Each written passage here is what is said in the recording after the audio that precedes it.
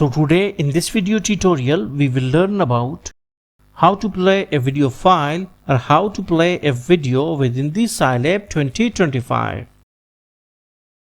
So how we can do that? First of all, you must know that the MP4 format or any other format of the video is not supported within the Scilab.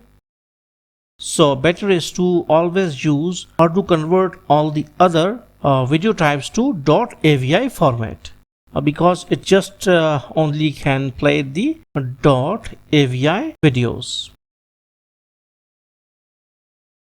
So here we will write vid_00. Now we have declared a variable that is vid_00. Okay, and now we will try to open a video. So there is a built-in function inside this Scilab that is avi open. So this is a built-in function. Then you need to write the link of the file within these two commas. It is the parameter brackets, so you need to insert the link within these parameter brackets. Now you have to go and you can search for any other avi file. So here I will search. Okay, so they are saying it is video. Okay, so let me search for, yes, we got one more. Okay, VIP barcode. Okay, so this one. Okay, now you can see that we have clicked on it and we will go to its properties and it is .avi, and first we will copy its location. We will copy it out and we can go to our Scilab. Your location can be different from mine one, okay? So you need to put your location here, and after this location we need to write this /1/. Again we will go and we will copy its name, that is scene, video clip and all this, and then we will write .avi in the last. So we will write this and .avi. So now, okay, like this. But if you want to see that either it has read all the things, so we will not write here this semicolon and we will press okay, and like this. Okay, but then after this has been done, we will write for loop, and all the that is now the whole file .avi is now inside this vid_00 variable. You can write any other name of your own choice. So here we write for I is equal to 1:50,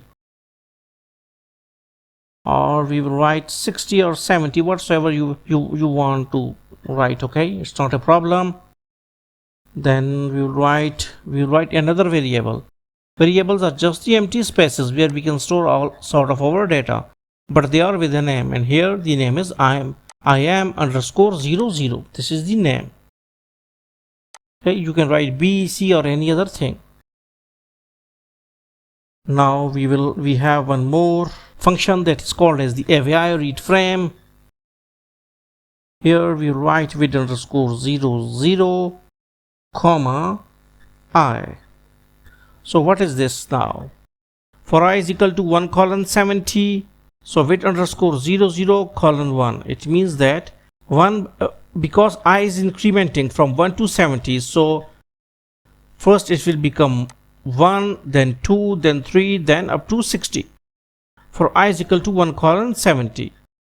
Then it is this, and now it will. Okay, and obviously we are having two things within the parameter brackets. That is vid_00 variable and the value of I, and this function that is avi read frame will just read the single frame from this whole video. Okay, like 1 2 3. Okay, as soon as I is incrementing, we will get one frame or image and we will show it out. So here we write imshow of I am underscore 00, like this and like this. Okay, like this. And then after this has been done, we will write a sleep command. So sleep is just like a delay command. Okay, so sleep for how much time? 0.004 seconds, and for second we will write here this s, and then we will write end. Now this will run our videos one by one. Oh sorry, they said, okay, they said this thing imshow, sorry, now imshow I am underscore 00, and we can like this. Okay, wait, let me again execute it out like this, like this. If we read for loop, okay, and then we write this thing, read frame, and then imshow, but here we are having a spelling mistake, and this is sleep. Obviously we need a sleep or delay. Then we'll write end, and now you can see that our video is running properly, although the resolution is not very good, but still it's okay. At least our video is running. So this is like this. So hopefully you got the concept that how you can run or play a video within the scilab. So thanks for visiting our channel, and feel free to comment and kindly subscribe our channel.